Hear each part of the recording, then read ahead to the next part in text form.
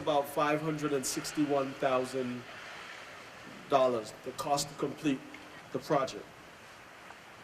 It's 129 meters of revetment, starting from where we are, right there where the gentleman is standing, straight down to, if you see where the old bar was for Brian Henley, that's where the project will end. What does it mean?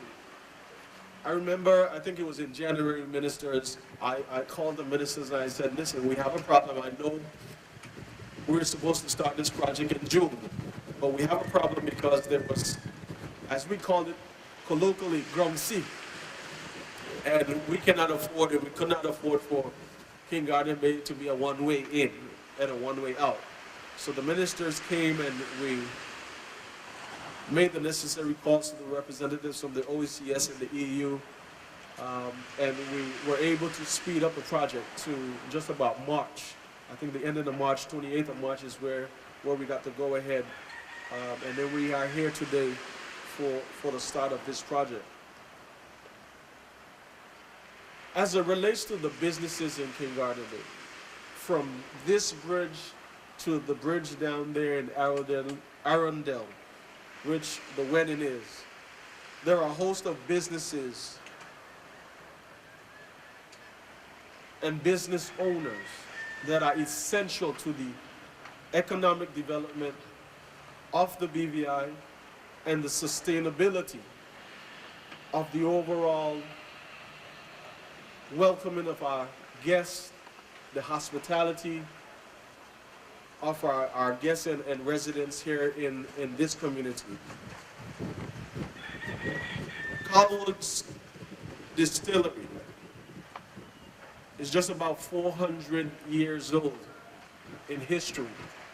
The Colwood family has operated and owned this distillery since about the 1800s, and they still operate it today. On this end, we have the Hodges gas station. I want to clearly identify the businesses that are in King Garden, just for our reference. We have Dell's Car and Jeep Rental, Hodges Trucking, which is right across there. And I want to, at this time, also recognize Mr. Melvin Hodge and his team for the initial work that they did when we had the 2011-2012 flooding, for the work that they did to save and do the initial work to save the road, which we are now working on. We have Best Cakes, Brian's Bar, Quito's Gazebo, and upstairs. And if you look across the water, you will see a project that is like no other that's going on with Quito's Gazebo. Then we have the Lighthouse Villas, Paradise Bar and Restaurant, Ramos Hotel, K&G Catering, Elms Villas, the Baby Bulls Rentals, Tony's Welcome Bar, J-Spot Bar and Restaurant, and a host of hospitable taxi drivers and taxi women, as well as deep sea fishing charters, private dance and water sports, CGB pleasure boats, Mayettes, Bobby's Supermarket, Grand K Suites, In the Middle Bar and Grill, Columbus Sunsets Bar and Gift Shop, Colwood Distillery, as I mentioned before, and the Wedding Bar and Restaurant. Then we also have construction persons like DNC Construction, Caribbean Home Design, and one of our very well recognized locally, and I think now even on an international scale, Mr. Kirby Hodge, who is one of our renowned fishermen here in this area. And then we also have two churches, the King Garden Bay Methodist Church and the King Garden Bay Baptist Church, where our people come to worship. So in that vein, from bridge to bridge, those are a list of businesses that serve the residents as well as our guests here in this village. And just about, given the numbers from my good friends at the Tourist Board, BVI Tourist Board, it is said just about 60 to 80% of our cruise passengers visit between King Garden Bay and Bruce Bay when ships come into our shore.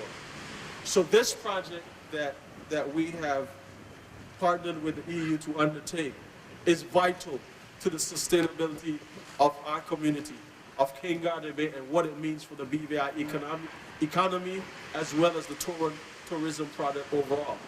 And I am glad that the ministers have partnered together with the full support of the Premier and the OECS and the EU team to get this project underway so that we can maintain the roadways and keep it safe and enjoyable for years to come. There's a lot of work to be done, and I want to ask our residents, our belongers, to ensure that we exercise patience as the work continues.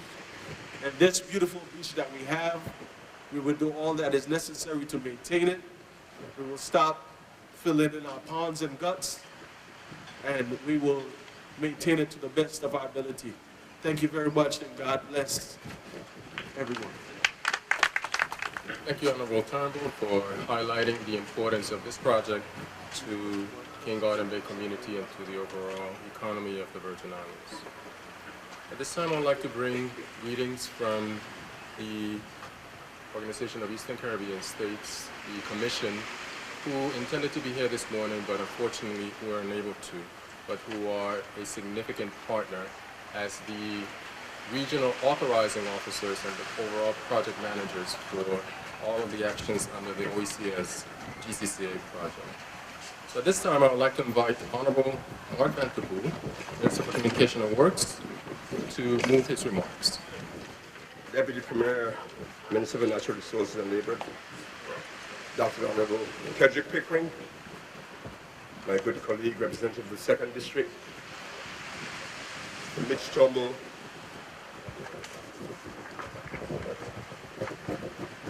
Ministry personnel, Deputy Secretary, Dr. Smith, and my Deputy Secretary, Bernie Hodge, and the rest of the team from both ministries. I think that CPS Berkeley's here also, and the rest of the team. Press, it is my pleasure to be here today, down in King Garden Bay, one of the areas I love. I wouldn't say best, I have to give Virgin Gorda a little bit of kudos on King Garden Bay for you, Mozambique, but don't kill me for that. But King Garden Bay is very high on my list of beauty in the entire Caribbean and the BVI. The infrastructural development of these Virgin Islands falls under the portfolio of the Ministry of Communications and Works.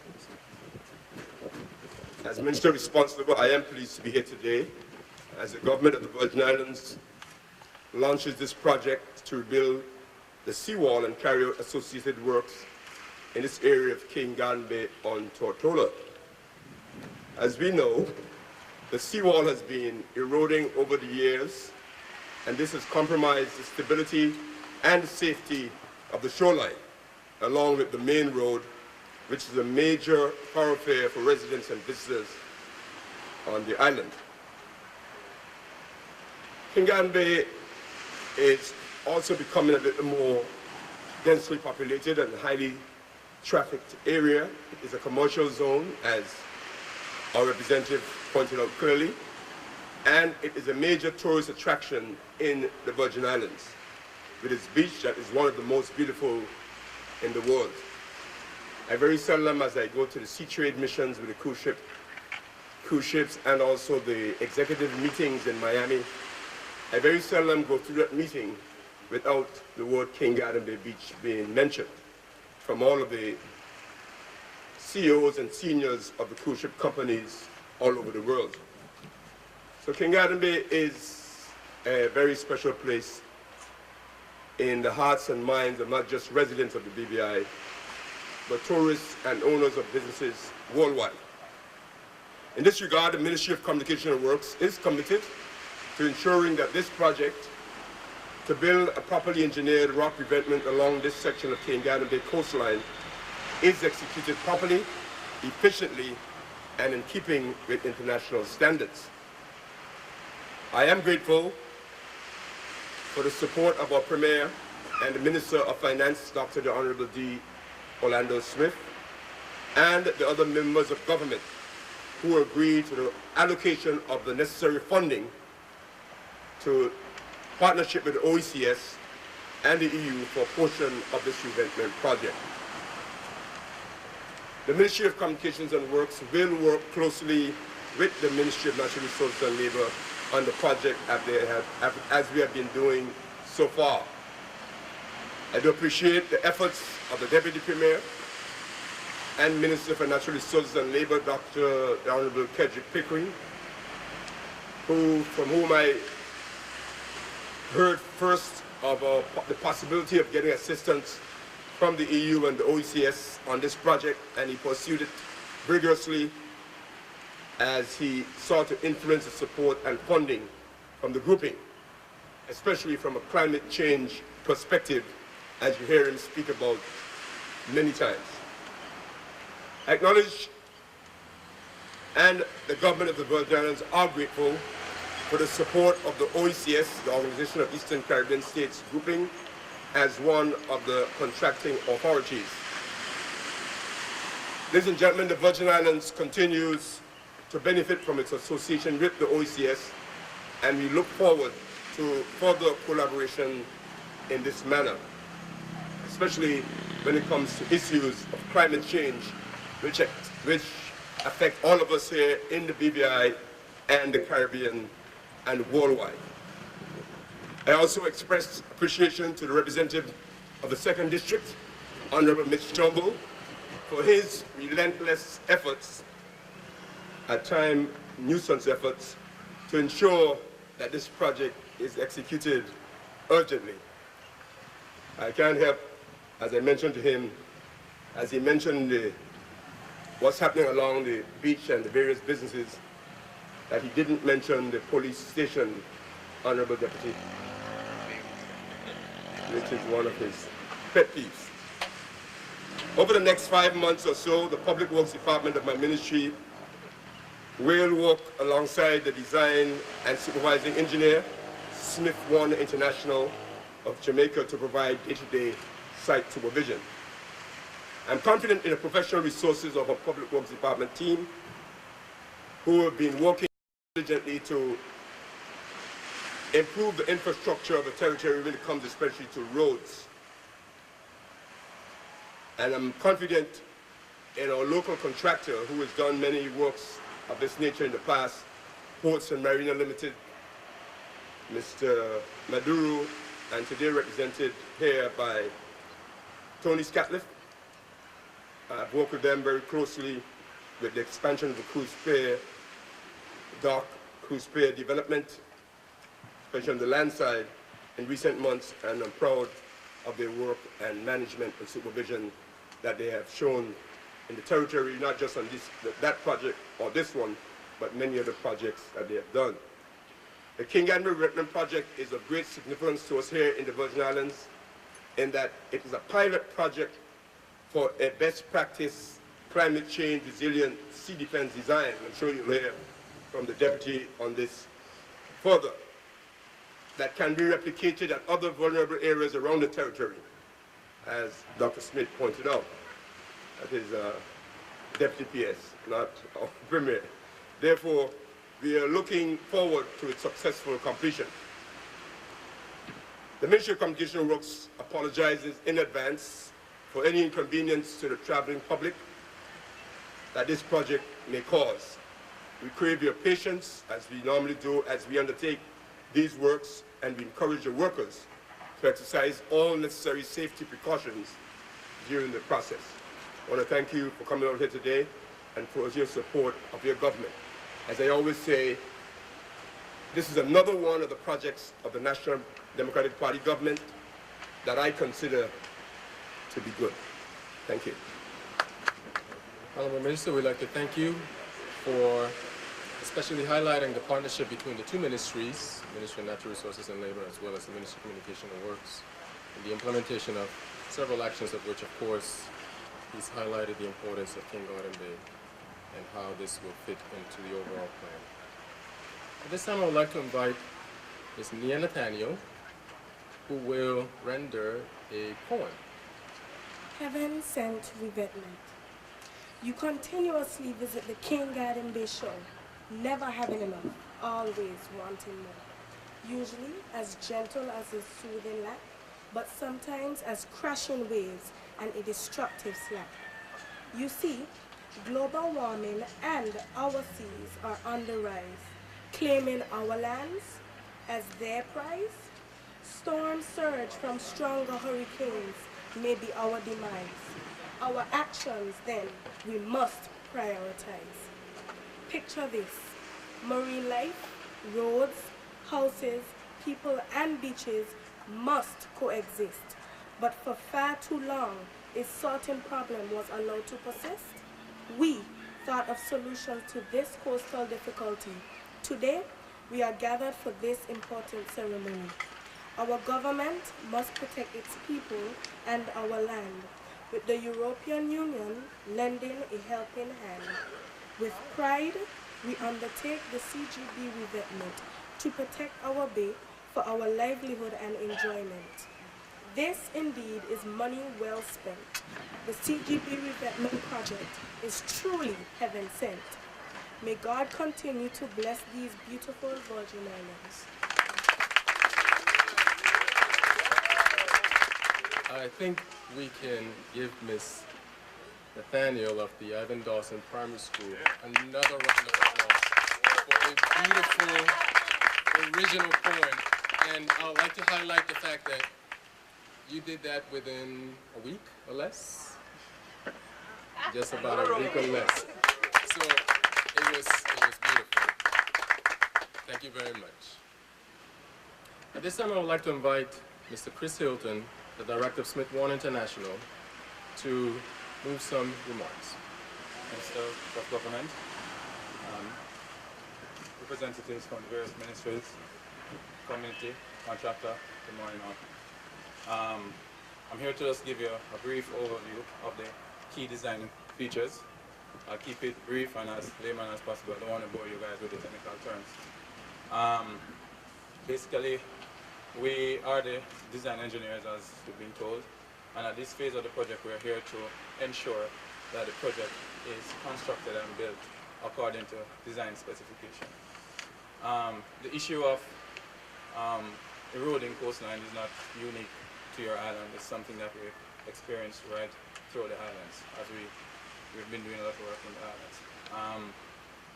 The revetment which we're building, I think you guys are fairly familiar with revetment.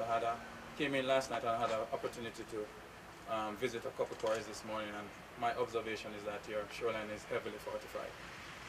For the most part, you have revetment along your shoreline, a number of revetments. So essentially, a revetment is a boulder structure which is packed along the shoreline in a manner such that it dissipates wave energy. Critical to the design process is, of course, the wave energy, and we would have considered that in the design process. A structure like this we would take into consider the wave energies associated with hurricane forces. And we have an extensive database of hurricane data stemming from 1900 to present, and we update it annually. And what we would do for a site like this is to pick a location 300 kilometers away, select all the hurricanes that pass within this 300 kilometer radius, and then using our in-house computer models to generate the wave energy to your particular site. And based on that wave energy, then we'll be able to determine what size boulders we use. For this particular site, our design results informed us that you require, at least for the, let me just step back a little bit. For this structure, we have a smaller layer of underlay of small stones, which we call the core stones. And then on top of that is the armor unit, which is the bigger stones. And our design wave forces basically informed us that we require a 1 ton to 4 ton boulder for your armor layer in order for it to make it stable. With a design slope of 1 in 1.5, meaning that the angle at which it is sloping relative to mean sea level. The upper portion of the structure is about 3 meters wide, and the sloping part is about 5.5 meters wide, thereabout. And the structure extends for 68 meters. So with this structure in place, we will obviously give some form of relief, but at least once it's within the design requirements, that is, we typically design structures like this for 1 in 50-year hurricane event, wave forces associated with a 1 in 50 event. And so in this phase, as I said before, it's about ensuring that construction occurs in a timely manner. It's also about quality control and time control as well. So it's working, it's meant to be a teamwork effort, a community effort, contractor, representatives of the government, and of course our input to see a successful end to this project. And hopefully in another few months we would see a finished product that all involved will be very proud of. Thank you. Thank you, Mr. Hilton, for highlighting the preparatory work actually that took place prior to the design of the structure that will be installed the upcoming months, and of course to give a brief description of the technical aspects of the project. I'd like to invite at this time the Deputy Premier, Dr. the Honorable Cedric Pickering, Minister of Natural Resources and Labor, to move his remarks. Thank you, Joseph, and my apologies for being late this morning. The exigencies of my other job kept me otherwise occupied. I'll come back to that in a minute. And before I forget, I would love to have a copy of that poem. I will get it framed and have it put in my office so that others can have a good read. It's an excellent poem and obviously a budding talent. So, do our part. When I attended the World Climate Change Conference that was held in Paris in December 2015, the buzzword around the conference center was that there's no plan B. There's no plan B. The driving force for the discussions and the negotiation was that it was either now or never. There ain't no going back. Because the realities of climate change are exactly that, what they are. And so I just came from the operating room and came in. I'll go back when I leave here. And as a result of my medical background, I understand patience. And I understand that some things have to be done right. You can't rush. When you're in the operating room, you can't rush. You have to take your time. Since I became minister, I visited King Garden Bay on 3 occasions. Once initially before Honorable Mitch time with Quito and a couple others. And we walked the entire length and breadth of this bay. I had the opportunity to come back and then did it with Honorable Mitch recently again to do a similar walkthrough and understand the urgency of the situation that we find in King Garden Bay. But again, because of my medical background, I understand that things have to be done right.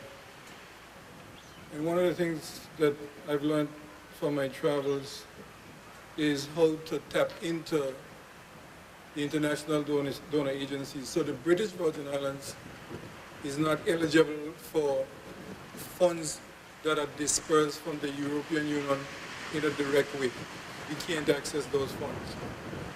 But because of our relationship with the Organization of Eastern Caribbean States and our varying relationships, we are able to tap into funds that are being contributed to the region through our relationship there. And that is what you see taking place here today, but these things don't just happen. And I know I haven't recognized the protocol, but that has already been established and I associate with that. But the background to why we're here is extremely important. So the North Shore Integrated Stabilization and Development Project, which includes King Garden Bay and Bruce Bay, comes under the auspices of OECS land management and resilience, which the representative from Smith Warner just outlined, is a part of regional cooperation. We've held, and Honorable Mitch can correct me, but we've held 3 meetings, community meetings, at various times here in King Bay to alert and to educate the public in general what is exactly was taking place, but also to get their feedback. Because as a part of what is taking place today is a comprehensive study that was done with respect to the whole wetlands, the water drainage, and the various components of the surrounding hillsides to better understand what needs to be done in King.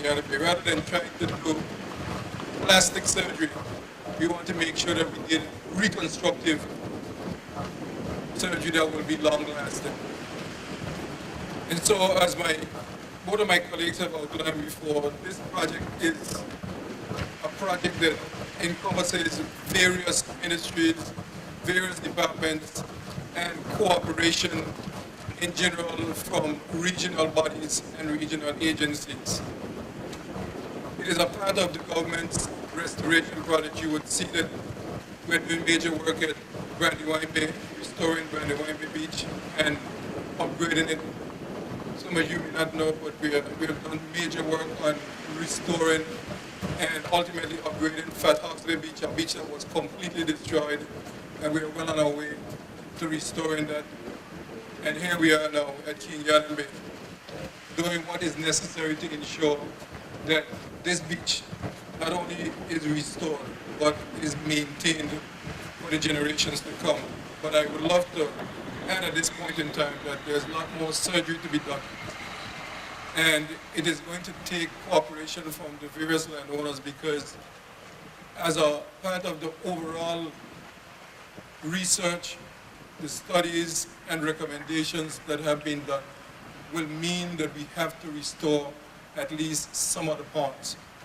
And I know that that doesn't sit well with some landowners when we talk about having to utilize land that is there, that has been filled in for these purposes. But unless, and I must emphasize this point, that we restore the wetlands, unless we restore the ponds, then the bay becomes and remains an open sepulchre. There's a study done by the University of Miami about 25 years ago, and it shows some very nice pictures of what King Bay Beach was in the 60s, early 70s. But it also shows some pictures of the reef and what it was like. The pictures today compared to what was then speaks volumes, and it raises alarms, ladies and gentlemen. It's like your own personal health.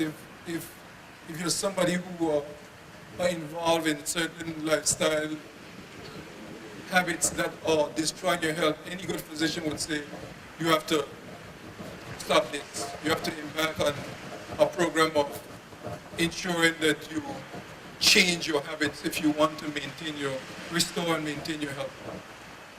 If we are going to see the long-term benefits and restoration of King Bay, we've got to protect the reef. In order to protect the reef, we've got to stop the runoff. We cannot continually have silt and sediment running directly into the bay, because the mud deposits on the corals. The corals cannot breathe, and therefore it destroys the coral. If we continue along that path, what will eventually happen is that once the reef dies, because we kill all the coral, that becomes an open sepulchre. And when we have ground swells, the seas will just roll right into King Bay. There'll be no more Ketos and Rymers, because all of the sand will be level, and the water will be running straight into the road, and eventually there'll be nothing left. And so all of the businesses that Honorable Mitch just outlined that depend on that white sandy beach there will basically be no more. So as a part of why we're here today And yeah, we could have done the project and just get it done, but we want to also raise the alarm of the effects of our actions, the effects of climate change. And people might say that climate change is something that affects China and the US and Europe and all that. But may I say this, as I continue to say, that the effects of climate change are going to affect islands more than any other countries in the world. It doesn't matter whether you live in the Pacific, whether you live in the Atlantic, whether you live in the Caribbean, the Mediterranean. Islands are the ones that are going to be affected the most by rising sea level. As Smith-Warner representative just pointed out, that they are involved with work of this type throughout the entire Caribbean, because all of us, none of us are going to be exempt from the effects of climate change, but all of us can do our part to raise the alarm and to get those responsible to help to reverse the effects of climate change. So what you're seeing here today is not just a figment of somebody's imagination and neglect by government. This is an effect that generally has something to do with climate change and our limitations and our lack of understanding of what we're doing. And so one of the things I want to do here today is to acknowledge that although our ministry is the focal point working on this particular project, and our ministry is responsible for climate change, that there are various entities. There's something called the Climate Change Committee, which serves as a national committee. I just realized I wasn't seeing properly, but now I know why. I just realized I was squinting. I can see y'all now. Something else. So, that's a lie, right? The Climate Change Committee serves as a focal point, and the Climate Change Committee consists of representatives from all the various ministries and various departments in government that brings together an integrated approach to what needs to be done for us as we do these various. So one of the things I asked Joseph recently when he brought this to my attention, we were having this ceremony, I said, is Minister Vanderpool and the ministry on par with us on what we're trying to do? Is Public Works Department on par? Is it something we're doing on our own? And I was reassured right away, I don't know, everybody's involved with where we are at this point in time and the execution of this project. So the whole protection of this coastal front here and what we're doing here is integrated work by the government departments. And it's important to emphasize that the purpose of the work is to protect Kingatabek coastline, but as an extension of this project is also work that has to be done on Rose Bay. You can well imagine that the work that's being done here is not isolated to Rose Bay or Josiah's Bay or any of the beaches on the North Shore. And so all of it is integrated work. And so you'll see work that will move on to Rose Bay pretty soon.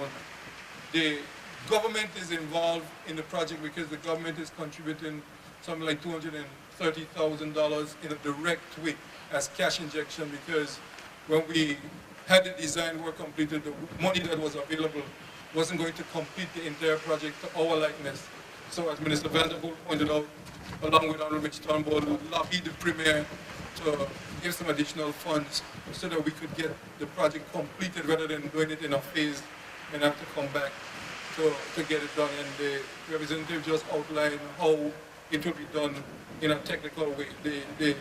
The EU is contributing about 2/3 of the money, and we are contributing 1/3. And so I want to congratulate all the various departments that are involved: the Ministry of Communication and Works, the Ministry of Finance, the OECS, Smith-Warner, and all the other consultants on the project, that we've now come to a point where we can actually execute something that has been talked about for a while, and to congratulate the Honorable Mitch Turnbull for his relentlessness in ensuring that the project gets completed on time and that he can satisfy his constituents that he's working hard. But to also emphasize that as a government, we understand the bigger picture, what King Yadway means to the overall tourism development and therefore the sustainability of the economy of the British Virgin Islands. And so I want to congratulate all who are involved, to thank all of you for coming out here to celebrate with us this milestone, a part of what we're doing to ensure that the BVI takes care of its business, understand, and I will say this and then I'm done, tourism is the lifeblood of our economy, but there is no tourism without the environment. Destroy the beach in King Yadway, no matter how much business people want to build on here, will be nothing without the beach. And so it is our responsibility to ensure that the natural resources of the country are protected and that we preserve it, present it to the next generation in a better way than we found it. And therefore, they will have a life to look forward to because we'll have environmental sustainability, we'll have a sustainable tourism development product, and ultimately, we will have an economy that is sustainable, short, medium term, and in the long term and future before us. So thank you all for coming, and congratulations to all who have worked to bring this where it is today. Thank you all very much. Honorable Deputy Premier, thank you very much for your remarks, highlighting the importance not only of the project, again, the partnership between the various entities of government, but also the importance of the environment in sustaining our economy. Before we move on to the next phase of the official launch, I would like to acknowledge the contribution of several entities, individuals, and then I'll invite you to move on to the, from where we're seated to a place that you'll be directed to in a short moment. So I'd like to first acknowledge the European Union and the Organization of Eastern Caribbean States, who are part of the territory, in not only providing the capital for not only this but several other projects as highlighted early in the program, but also providing some technical backstopping, in other words, technical expertise as well in the supervision of the overall works. I'd like to thank the Honorable Ministers of both Natural Resources as well as Communication and Works, as well as the various ministries. Deputy Secretary Hodge, who's here with us this morning, representing the ministry. Honorable Melvin Turnbull. I'd like to thank Mr. Theodore John, the principal of the Ivan Dawson School, as well as Leah Nathaniel. I'd like to also thank Mr. Ivan Hodge of the King Garden Bay Baptist Church, Mr. Navarro Donovan, Mr. Kurt Hodge, and the Public Works Department team, BVI Electricity Corporation, Electrical Inspection Unit, Ms. Desiree Harrigan, as well as Ms. Yvonne Reimer of the Social Development Department, the Government Information Services, Smith Warner International, Mr. John Smith, who's a resident of King Garden Bay, who assisted with the preparation of this site this morning, very early. The H. Labadie Stout Community College for the stage, National Parks Trust for the plants that we're providing, the backdrop to this event, the media for attending the event, and a special thank you to Mr. Michael Claxton, who also was very instrumental in preparing the site. So at this time, I would like to invite everyone, we'll close off this phase, and I would like to invite everyone with the assistance of Ms. Lisa Fenty to a location across the bridge where we will continue the actual official launch of the project.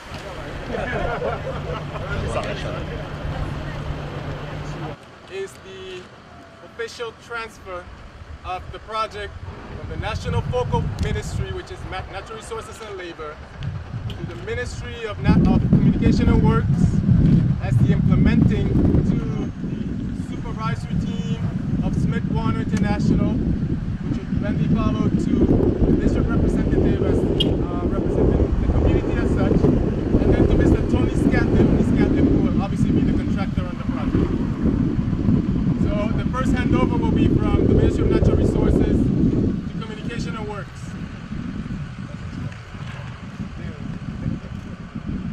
followed by Smith Warner International, the Honorable Melvin Turnbull, then to Mr. Tony Scatliff of Ports Marina Limited.